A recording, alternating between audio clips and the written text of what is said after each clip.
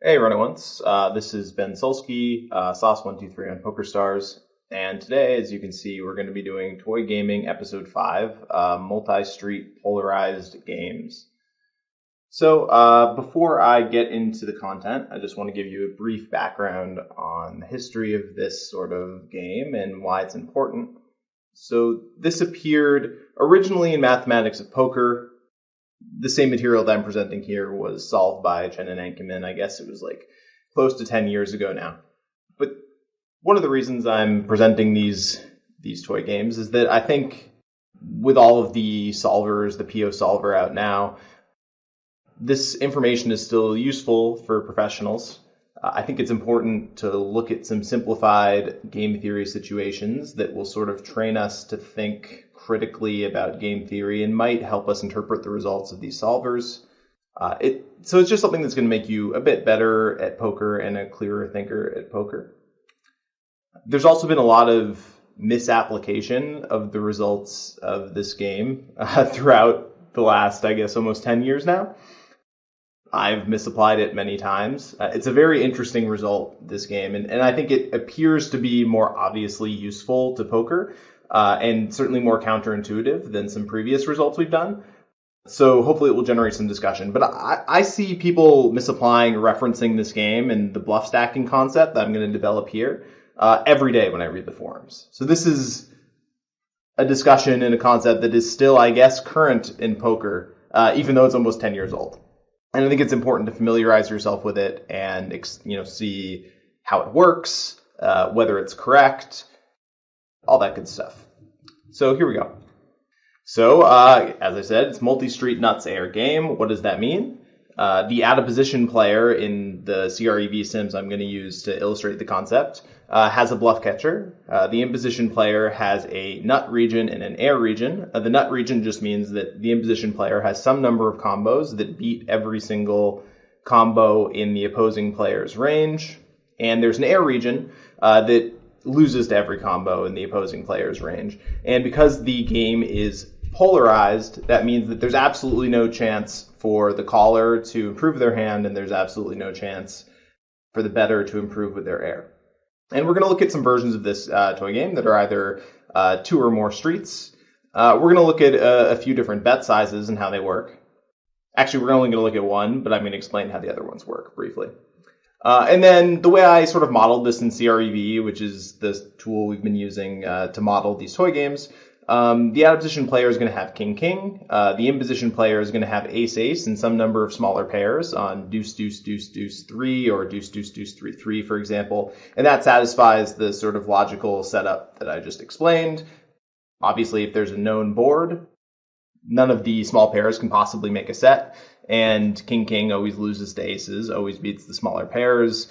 And there's no card removal effects that are going to screw up the frequencies from the sort of abstract version.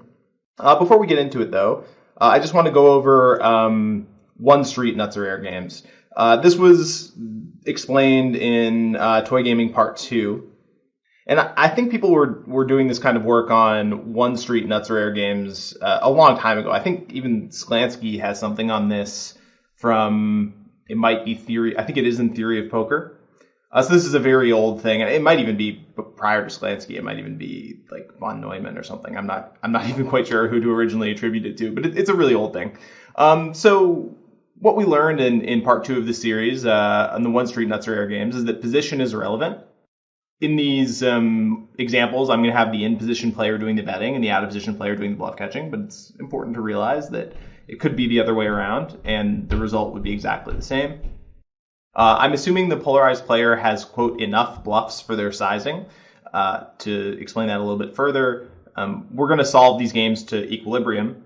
And in this equilibrium on various streets, the bluff catcher has to have an expected value of 0. And of course, if we take the same frequencies, but the betting player just doesn't have enough bluffs to balance their range, then the correct play for the out-of-position player is just always fold. Also, just in terms of terminology, the in-position player, I'm also going to sometimes call the polarized player or the bettor. All of these descriptions are identical.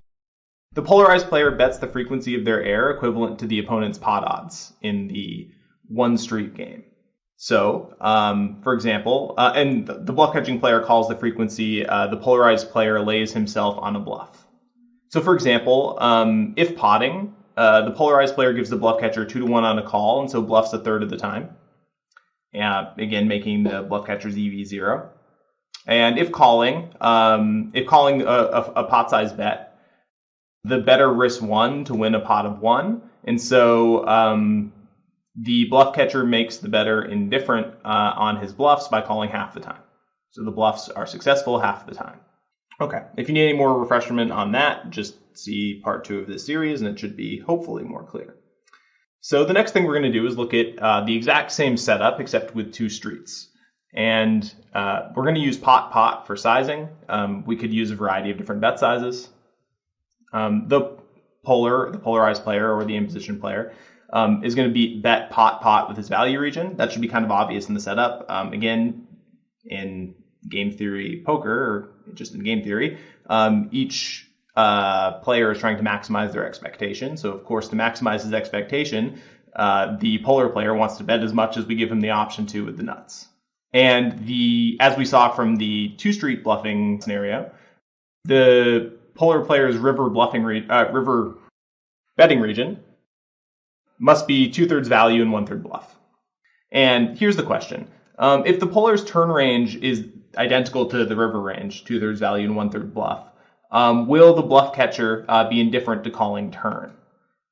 And I've modeled this situation in CREV, but let's just pause for a second, and you can't pause the video, and see what your intuition would be in this situation. So it's exactly the same as the 1-street game was at equilibrium, except we're just basically doubling it, starting at the turn. I'm going to awkwardly wait to make people think about this. Okay, so here is that exact setup, and I'm just going to take you through it. Here is the river. The preflop ranges are over here. This is all going to be basically the same, but the polarized player, I gave him aces for value and some number of bluffs. The board's deuce, deuce, deuce, 3-3, so the setup is the same. And the bluff catcher just has kings. Aces beats kings, kings beat 6s to 4s. So here we are. Here's the setup on the river. 2/3 of the river betting region is for value, aka is ace-ace, or 1 combo. And then there is half a combo of bluffs, and that's the 4s. The out of position player is calling half the time. The expectation here is 0. The expectation on the call on the river is 0. And of course, ace-ace is maximizing by betting. So it looks like we have the river is at indifference here. And now we have the same setup on the turn. The other small pairs that were there pre-flop, I just have folding, just kind of disregard that. We're going to use those again later. And so here we have the same setup. The betting range is the same composition as it was on the river. It is 25% of all combos that arrive here, 25% ace-ace versus 12.5% 4-4. So it is 1/3 bluffs. And then we look at the result here. King-king is losing substantially in the turn call, despite the fact that the river is indifferent. Okay, so why did that happen? So no, the caller's EV is negative the full pot in the turn. I believe that's correct. I might have typoed there. Well, negative the full river pot. Or sorry, the turn pot, right. Why? I think and this isn't exactly an intuitive concept, so I'm going to try to put it intuitively, and you guys might disagree whether it's intuitive or not. But I guess most intuitively, it's expensive to bluff catch for pot on the turn when it's going to be followed up by 100% of 0 expected value decisions on the river. I think this is something that we talk about intuitively in poker, which is that if you're calling with a terrible bluff catcher that has basically no chance to improve, it's probably going to be a losing turn call if we're going to get barreled with a balanced range 100% of the time in the river. And hopefully, manipulating this toy game helps you guys quantify that a little bit. And of course, in this situation where the better's range was only 1/3 bluffs on the turn, the bluff catcher's best response is to always fold turn. The polarized player doesn't have enough turn bluffs to make his expected value 0 on the turn. So, this sort of raises the question, how many bluffs does the bettor need to add on the turn to create a river indifference? How many turn bluffs is enough? The answer is that polarized range must contain enough one and done bluffs equal to the caller's turn pot odds. Okay. So the obvious point here is the following. To make the turn call plus EV for the bluff catcher, it has to be true that the betting guy has to give up sometimes on the river. If he never gives up on the river and he keeps offering a zero EV decision on the river, the turn call is going to be losing. So for the turn call to win, basically the bluff catcher on the turn has to have some free wins on the river where there's just a give up. Okay.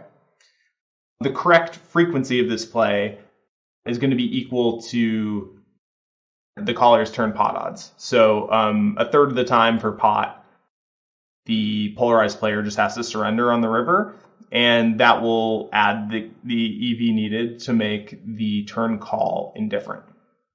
Okay. So now let's just count all that up.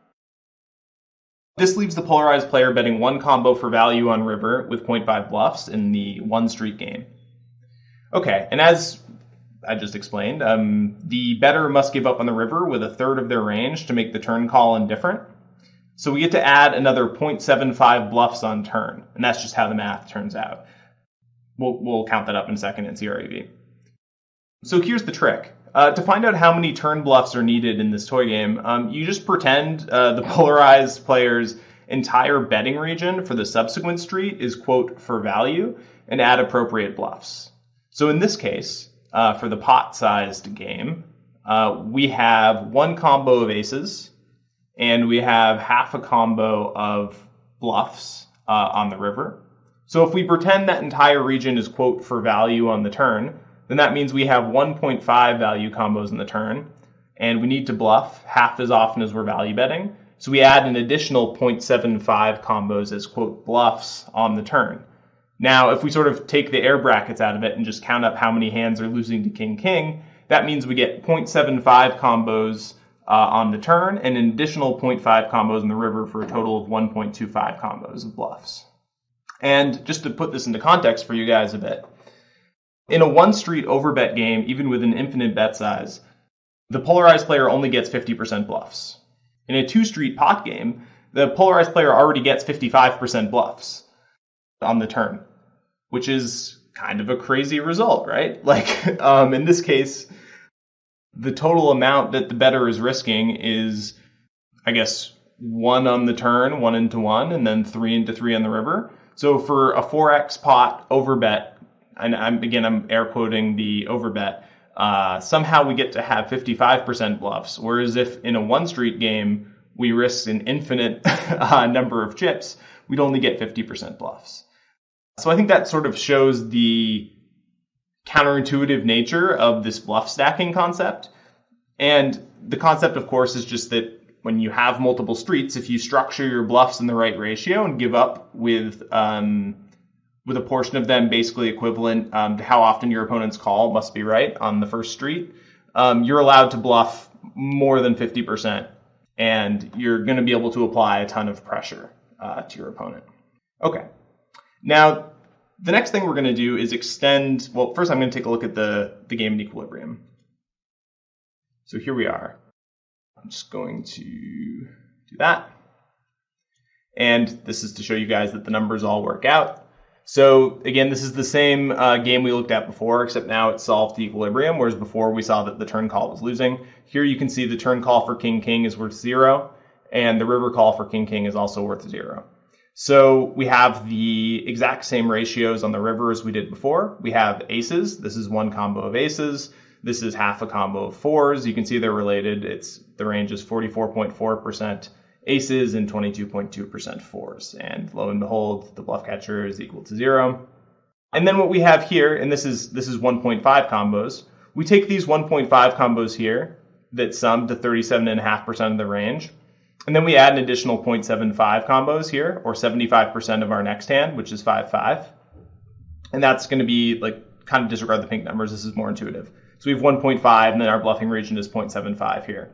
And as advertised, that makes the expectation for the bluff catch 0 on both streets. And just to sort of finish the thought, if I haven't really talked that much about the bluff catcher's plans, but If they were bluff catching a different frequency or too much or too little, then the bluffs would just be would not be at equilibrium for the better, and they would either just bluff every time or bluff never. So the principle of calling 1 minus alpha percent or MDF as it tends to be called, I guess, in the forums, is going to hold over multiple streets. Okay. So next we're going to look at a 4-street game. And as I just showed, we can bluff stack. This bluff stacking mechanic can continue on arbitrarily many streets. So we saw how it worked from the difference between 1 street and 2 streets. And that trick that I showed you guys of treating the entire betting region on the subsequent street as the quote value region on the previous street just works at however many streets you want to add. So I'm just going to go through this operation with you guys on a 4-street game, which will lead to, I think, another surprising result. So we're going to start here at the river, go through the operation of bluff stacking until we get all the way to pre-flop. And we have one value combo in this example, which is going to be ace-ace. So on the river, as we've seen a few times now, we have our aces for value, and then we have half a combo is a bluff, which is, in this case, pocket fours. 50% of our pocket fours combo. Okay. Then on the turn, we bluff stack onto our entire river betting range, which is 1 plus 0.5. So it's 1.5 quote for value. And then we bluff half of the time off of that, which would be 0.75 combos as a bluff. And that's what we saw in the last Card Runners EV sim, which was, I guess, 75% of our 5-5 combos. I'll include the Card Runner EV sims with the video so you guys can play around with them in your spare time. Okay, and then we just sum up the entire turn betting range to get the flop result, which is 2.25 combos quote for value, and then that'd be 1.125 as a bluff. And then pre-flop, we just do the same operation, 3.375 quote value combos and 1.6875 bluff combos. Now we can now that we figured out the right ratios to bet in every street, we can sort of remove the air quotes and realize that in a 4-street game now, we're betting one combo for value all the way through the game tree, which is our aces.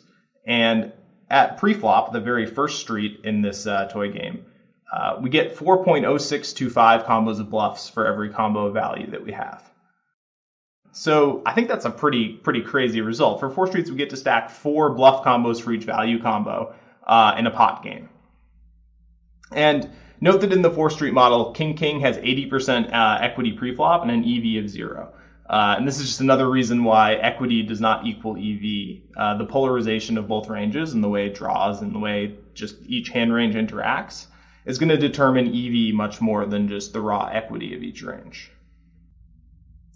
So next, I'm just going to take you guys through the game tree real quick just so you can see that the numbers check out. Starting at, so just the setup here, because we know that we're going to start with one combo for value and about 4 combos of bluffs on the first street on preflop. I just have the better's range here. It contains aces, and then it contains 4 combos of bluffs, 7s, 6s, 5s, and 4s. It also contains 5% of 8s, which is going to sum to like 4.05 combos of bluffs. I can't quite make the math turn out in CREV. And then here's King. And this just says these have a negative expectation because it appears to the software that King is always calling pre, but I can assure you that these are actually 0 EV. And you can play around with that on your own if you so desire. And of course, because we have a tiny fractional amount too few bluff combos here, the EV of calling King on the first street is, a tiny bit plus EV. And then you can see here the equity for King is 80.2% against range, which is kind of, as I just said, it's kind of interesting to have 80% equity and have a 0 EV decision. But in these polarized games, that's certainly a result that we can get. Then on the flop, well, I'll start on the river just to make things a little bit more intuitive. Here's the same numbers we saw before. 1 combo of aces, half combo of 4s. King's expectation is 0, calling half the time. On the turn, we have, again, a bluff catch of 0. And here we have 1 combo of aces, 1 combo of 4s, a quarter of a combo of fives. So now we have a 1.25 to 1 ratio of bluffs to value bets, And then on the flop, this entire region is quote for value. So we have to add 37.5% of our sixes combos and continue to bluff with all of the additional 75% of fives combos. So we add, 1.175% bluffs for balance. And then we have an expectation of 0 here. And finally, we just add the appropriate frequency here, and it continues to be 0. So that is the 4-street game. Okay.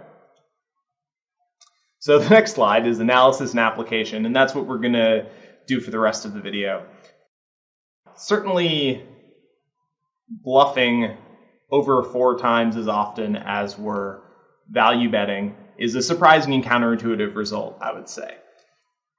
And this, I think, naturally raises the question, does this toy game apply to no limit hold'em, and if so, in what ways?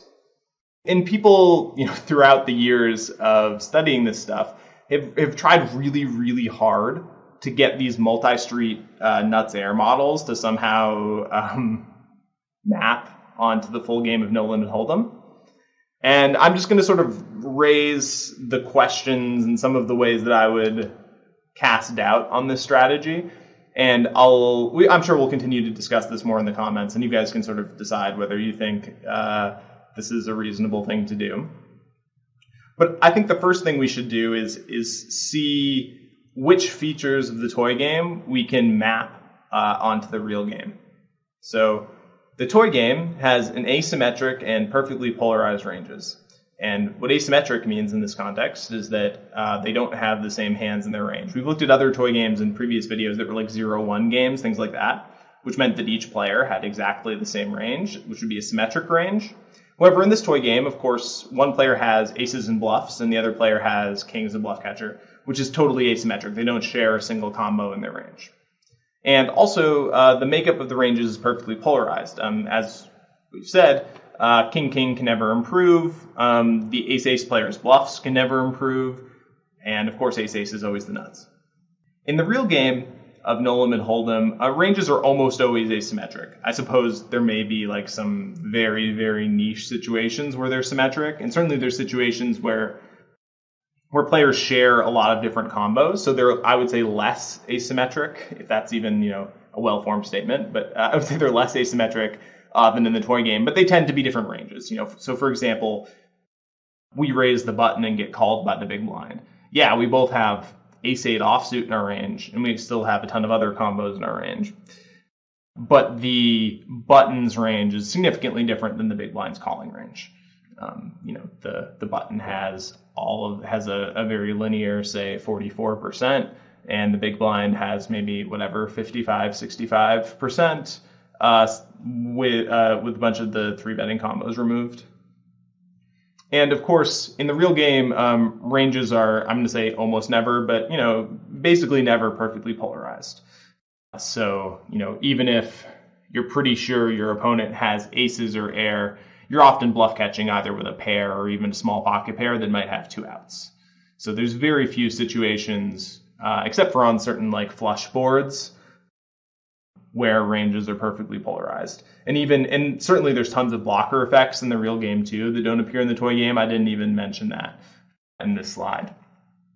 And of course, the biggest single difference between the toy game and the real game is that bluff catchers have significant equity against value bets, and also significant EV as the case tends to be. So continuing on. So in general, the more dynamic the equities are, the fewer bluffs get stacked. Okay. So in no limit hold'em, in terms of the amount of dynamics, or I guess dynamicism would be the appropriate adjective. Anyway, in no limit hold'em, pre-flop is more dynamic than the flop, is more dynamic than the turn, is obviously more dynamic than the river. And even in this sort of, at this level of generality, context is needed. A 4-betting range under the gun versus big blind with a value region of ace-ace is a lot more polarized than, say, a 3-bet pot value region of Jack-Jack to Ace-Ace and 7-5-4 suited on the flop. So sometimes pre-flop can be as polarized or more polarized than the flop. Other times, but in general, the flop tends to be a bit more polarized than pre-flop. But again, all of these stuff, just, context is needed.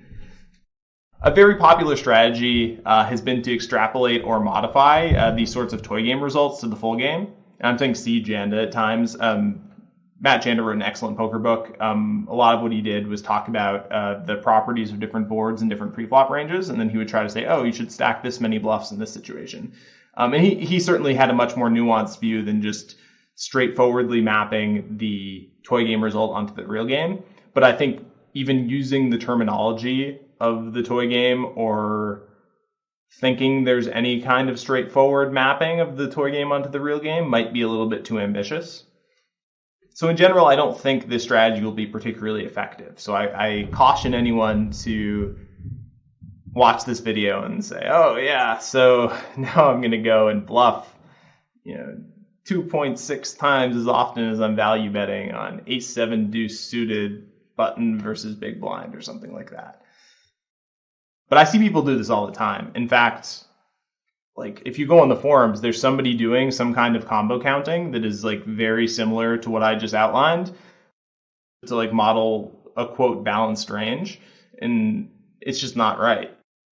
It would be much more effective to just sort of use your poker knowledge that you have developed over years of playing and experience to balance the range than to straightforwardly use some kind of formula supposedly derived from the toy game. Finally,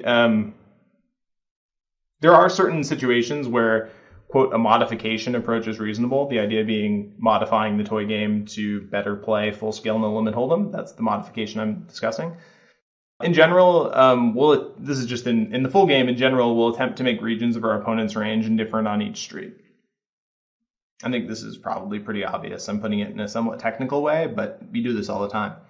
So, for example, our strategy is probably terrible if our opponent just gets to call, fold, or raise every single time we bet. So, for example, if we're playing a strategy, say we raise the button, our opponent calls the big, and it comes down Ace-7 deuce suited, and he checks, and we bet half pot. If we're playing a strategy where it's plus EV for him to call with every single hand in his range, that pretty much invariably means that we're playing a terrible strategy. Now, we might not have an exact region of his range that we're I'm trying to make, deuce 3 suited with no backdoor exactly indifferent. No, we might not have things down to a science in that at that level of precision. But basically what we're saying is, okay, yeah, if I bet half pot on Ace-7 deuce suited, it probably shouldn't be plus EV for him to just call me with Jack-9 offsuit, some kind of crappy 2 overcards middle pair. We're trying to force some hands that would be negative EV calls so that our bluffs gain some EV. And we're trying to generally make him fold bad hands and call good hands and check raise really good hands. Anyway, one of the main tools for creating differences for our opponent is a more sophisticated sort of bluff stacking. So we tend to develop continuing regions like bet/raises/calls that broadly follow the bluff stacking frequencies we see in the polarized game. The idea here is the following. It's generally a pretty terrible strategy to just have a value betting region on the turn, say, and some bluffs, and then always continue with the bluffs on the next street. We'll either be bluffing too much on one street or too little on the other. And these bluff stacking toy games kind of show us why that's the case. So it's a strong strategy to have some value bluffs on one street and to give up with some of them on the subsequent street. That's the flip side of the coin of what I just said. Otherwise, villains can usually exploit by folding the previous street. Yeah, that's generally the case. In other words, bluff stacking is very much a thing, but there's no straightforward mapping of the toy game bluff stacking frequencies onto the real game. And in future videos, I'll look at more complicated toy games involving draws. So I think we've sort of identified that the main difference between no limit hold'em and these toy games is that hand values are dynamic, both in the sense that Bluff catchers often improve to the best hand against parts or even the entirety of our opponent's value region. And also that many bluffs that go along with the value region sometimes hit stuff. And that's one of the reasons why, for example, we tend to bluff with backdoor draws of various kinds. We want to be able to make the nuts occasionally on the turn and river, or even make a good semi-bluff, so that some of our bluffing region can improve to a value bet. So I hope this was helpful for you guys. It's a little bit counterintuitive and maybe a little bit complicated. I hope I explained it in a more intuitive manner than, say, Mathematics of Poker does. And so I welcome you guys to make comments in the thread. And please forgive me for some of the, stutters or any kind of unclarity I might have brought to the discussion. It's a little bit difficult to put this stuff in a intuitive and straightforward manner. So this has been Ben Sulsky for runatonce.com. I will catch you guys in a couple of weeks.